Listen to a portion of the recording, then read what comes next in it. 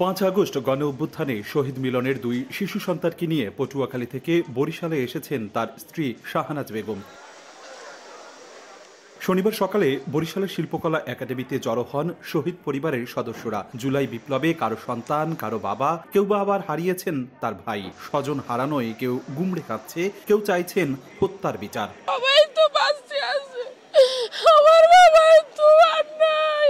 ওর খুনির যেন বিচারটা সঠিকভাবে পাই। কোনো সম্পদ নাই, আমরা বদলা দিয়ে অন্য খাইতাম। ছেলের অনেক কষ্ট করে আমরা লেখাপড়া শিখেছি। জুলাই শহীদ স্মৃতি ফাউন্ডেশনের আয়োজনে বরিশাল বিভাগের শহীদ পরিবারের মাঝে আর্থিক সহায়তা দিতেই এই আয়োজন। এ সময় স্বজনদের কাছে গিয়ে পরিবারের খোঁজ নেন ফাউন্ডেশনের সাধারণ সম্পাদক সার্জিস আলম। বলেন, প্রত্যেক শহীদ পরিবারকে সম্মানের সঙ্গে পুনর্বাসন করা হবে, আর খুনের দায়ে শেখ হাসিনা ও তার দোসরদের বিচার না হওয়া পর্যন্ত রাজনীতি করার কোনো অধিকার নেই বলে হুঁশিয়ারি দেন সার্জিস।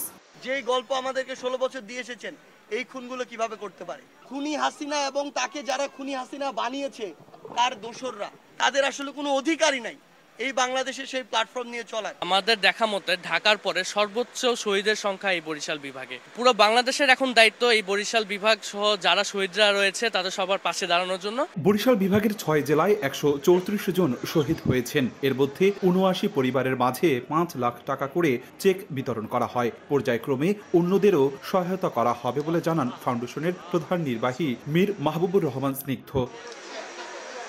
অপূর্ব অপু, সময় সংবাদ, বরিশাল।